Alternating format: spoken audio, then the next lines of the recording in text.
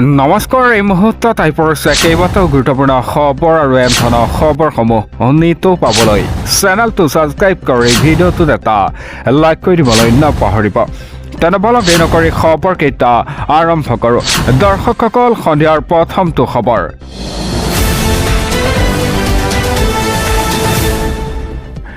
এছআৰৰ নামত প্ৰকৃত ভোটাৰৰ নামকৰ্তন নকৰিব। বিতৰ্কিত এছআৰক লৈ এতিয়া গৰজি উঠিল উত্তৰ পূবৰ কেইবাটাও ইছলামিক সংগঠন। মুখ্যমন্ত্ৰী ডক্টৰ হিমন্ত বিশ্ব শৰ্মাকো কঠোৰ সমালোচনা কৰে। দিবলৈছে এটা ব্ৰেকিং নিউজ। এছআৰৰ নামত এতিয়া চলিছে প্ৰকৃত ভোটাৰৰ নামকৰ্তনৰ ষড়যন্ত্ৰ। বিতৰ্কিত এছআৰক লৈ এতিয়া গৰজি উঠিল উত্তৰ পূবৰ কেইবাটাও ইছলামিক সংগঠন। এছআৰৰ প্ৰক্ৰিয়াত ব্যাপক অনিয়ম আৰু ভুৱা অভিযোগক লৈ সৰব হৈ পৰিছে সংগঠনটো। এটা প্ৰকৃত ভোটাৰৰ নামকৰ্তনৰ ষড়যন্ত্ৰ নকৰিবলৈ সকিয়নি দিয়ে ইছলামিক সংগঠনে। শিলচৰত এক যৌথ সংবাদমেলত উত্তৰ পূবৰ ইছলামিক সংগঠনৰ এই ক্ষোভ বুজাৰে। এটা মুখ্যমন্ত্ৰী ডক্টৰ হিমন্ত বিশ্ব শৰ্মাকো কঠোৰ সমালোচনা কৰে উত্তৰ পূব ভাৰতৰ ইমাৰতৰ জৰিয়তে। এটা শৰীয়তৰ সাধাৰণ সম্পাদক প্ৰাক্তন বিধায়ক আতাউৰ ৰহমান আৰু মজাৰ ভূঞাৰ অভিযোগ, সংখ্যালঘু বাংলাভাষীৰ নামকৰ্তনেৰে বিজেপিক নিৰ্বাচন জিকাৰ কৌশল কৰিছে। বিজেপিয়ে 100ৰো অধিক আসনত জয়লাভৰ ষড়যন্ত্ৰৰ অভিযোগ এতিয়া মজাৰ ভূঞাৰ। এছআৰৰ নামত চলিছে এটা প্ৰকৃত ভোটাৰৰ নামকৰ্তনৰ ষড়যন্ত্ৰ। বিতৰ্কিত এছআৰক লৈ এতিয়া গৰজি উঠিল উত্তৰ পূবৰ কেইবাটাও ইছলামিক সংগঠন।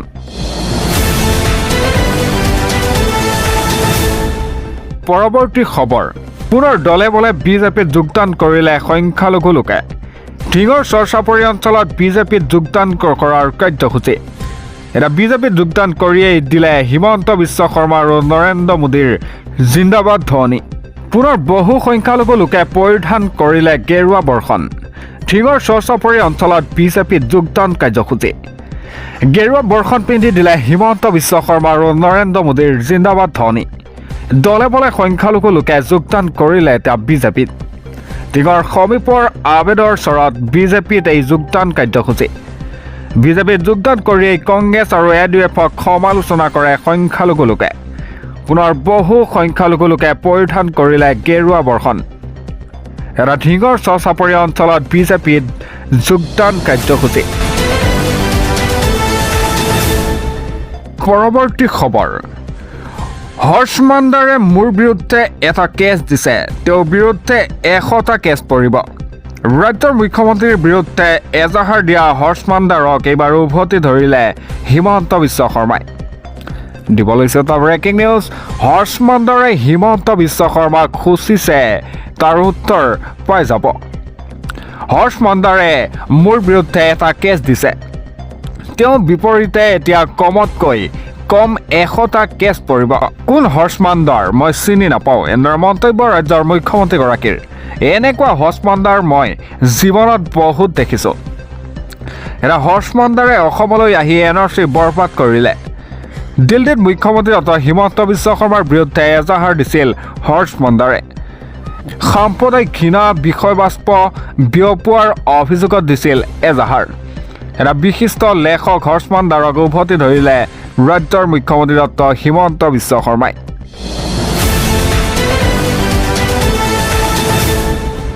পৰৱৰ্তী খবৰ। হাজাৰজন গৌৰৱ গগৈ ৰাহুল গান্ধী আহিলেও মোগে একো কৰিব নোৱাৰে। মিয়াৰ বিষয়ে কিবা ক'লেই কংগ্ৰেছে হাল্লা লগাই দিয়ে। কংগ্ৰেছৰ বিৰুদ্ধে এতিয়া সৰব হৈ পৰিছে ৰাজ্যৰ মুখ্যমন্ত্ৰী ডক্টৰ হিমন্ত বিশ্ব শৰ্মা। দিবলৈছে এটা ব্ৰেকিং নিউজ। এজন কি হাজাৰজন গৌৰৱ গগৈ ৰাহুল গান্ধী আহিলেও মোগে একো কৰিব নোৱাৰে। গোটেই পৃথিৱীখনকেই মিয়া কৰিব বিচাৰিছে কংগ্ৰেছে। অসমীয়া পাহৰি কেৱল মিয়া মিয়া কৰি থাকে কংগ্ৰেছে। মিয়াৰ বিষয়ে কিবা ক'লেই কংগ্ৰেছে হাল্লা লগাই দিয়ে। কংগ্ৰেছে নতুন বৰ অসমত মিয়াক সোমাব বিচাৰিছে। বাংলাদেশী মিয়াক যিমান পাৰোঁ সিমান খেদিবলৈ চাম। এয়া অসমীয়াৰ জীৱন মৰণৰ কথা। কংগ্ৰেছৰ বিৰুদ্ধে আক্ৰমণাত্মক ৰূপত ৰাজ্যৰ মুখ্যমন্ত্ৰী ডক্টৰ হিমন্ত বিশ্ব শৰ্মা। এজন কি হাজাৰজন গৌৰৱ গগৈ ৰাহুল গান্ধী আহিলেও মোগে একো কৰিব নোৱাৰে বুলি মন্তব্য কৰে মুখ্যমন্ত্ৰীগৰাকীয়ে।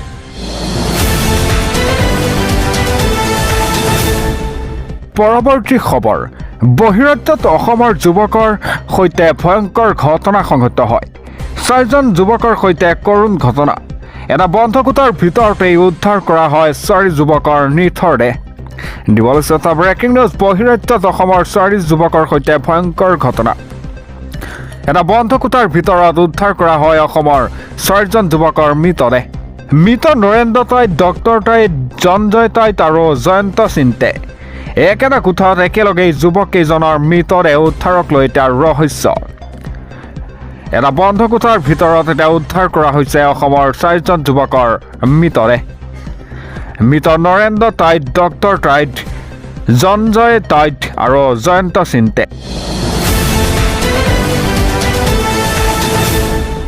পৰৱৰ্তী খবৰ মুখ্যমন্ত্ৰীৰ মূৰত বিকৃতি ঘটা বুলি বিস্ফোৰক মন্তব্য কৰে বিধায়ক মনোৰঞ্জন তালুকদাৰ নিৰ্বাচনৰ পৰাজয় হোৱাৰ ভয়ত কৰ্তন কৰিব বিচাৰিছে মুছলমানৰ ভোট সংবিধানৰ নামত শপত লোৱা মুখ্যমন্ত্ৰীয়ে কিয় ক'ব ভোট চুৰি কৰা কথা দিবলৈ এটা ব্ৰেকিং নিউজ সংবিধানক দলিয়াই পেলাইছে অসমৰ মুখ্যমন্ত্ৰীয়ে সংবিধানৰ শপত পাহৰি মুছলমানক অত্যাচাৰ কৰিম বুলি কৈছে মুখ্যমন্ত্ৰীয়ে মুখ্যমন্ত্ৰীৰ মূৰত বিকৃতি ঘটা বুলি বিস্ফোৰক মন্তব্য কৰে বিধায়ক মনোৰঞ্জন তালুকদাৰ নিৰ্বাচনত পৰাজয় হোৱাৰ ভয়ত কৰ্তন কৰিব বিচাৰিছে মুছলমানৰ ভোট সংবিধানৰ নামত শপত লোৱা মুখ্যমন্ত্ৰীয়ে কিয় ক'ব ভোট চুৰি কৰা কথা বিজেপিৰ কাৰ্যকৰ্তাকো জল্লাদ আখ্যা দিয়ে বিধায়কগৰাকীয়ে সাম্প্ৰদায়িক কথা বতৰা কৈ থাকিলে হিমন্ত বিশ্ব শৰ্মাৰ বিৰুদ্ধে লোৱা হ'ব এতিয়া আইনী ব্যৱস্থা সংবিধানক দলিয়াই পেলাইছে অসমৰ মুখ্যমন্ত্ৰীগৰাকীয়ে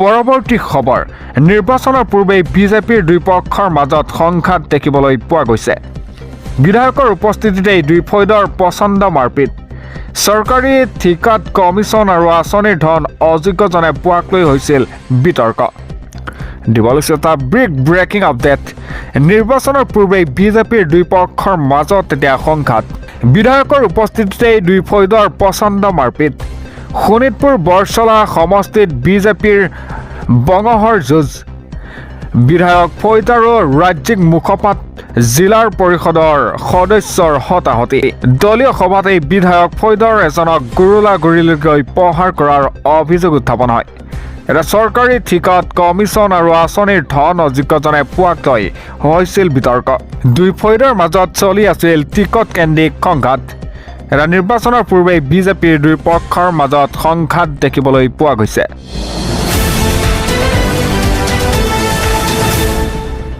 পৰৱৰ্তী খবৰ নতুন বৰ অসম মানে কি অবৈধ বাংলাদেশীক সংযোজন কৰি নতুন বৰ অসম গঢ়িব খুজিছে কংগ্ৰেছে কিন্তু আমাক লাগে স্বৰ্গদেউ চাইলুং চুকাফাই নিৰ্মাণ কৰি থৈ যোৱা বৰ অসমহে কংগ্ৰেছৰ দেয়াল লিখনিক লৈ এতিয়া মুখ্যমন্ত্ৰীৰ তীক্ষ্ণ বাক্যবান দিবলৈ এটা ব্ৰেকিং নিউজ অবৈধ বাংলাদেশীক সংযোজন কৰি নতুন বৰ অসম গঢ়িব খুজিছে কংগ্ৰেছে নতুন বৰ অসম মানে কি কংগ্ৰেছৰ দেৱাল লিখনক লৈ মুখ্যমন্ত্ৰী ডক্টৰ হিমন্ত বিশ্ব শৰ্মাৰ এই প্ৰশ্ন আমাক লাগে স্বৰ্গদেউ চাইলুং চুকাফাৰ নিৰ্মাণ কৰি থৈ যোৱা বৰ অসম কংগ্ৰেছে গঢ়িব বিচৰা নতুন বৰ অসম আমাক প্ৰয়োজন নাই নতুন বৰ অসম মানে কি বুজাই দিয়ক এতিয়া কংগ্ৰেছ দলে এনেদৰে প্ৰশ্ন উত্থাপন কৰিছে যিসকলে বিদেশী বাংলাদেশীক অসমত সোমাইছে তেওঁলোকক লগত লৈ আজিৰ পৰা বৰ অসম এখন হ'ব কিমান ডাঙৰ কথা এবাৰ ভাবি চাওক অবৈধ বাংলাদেশীক সংযোজন কৰি নতুন বৰ অসম গঢ়িব খুজিছে এতিয়া কংগ্ৰেছে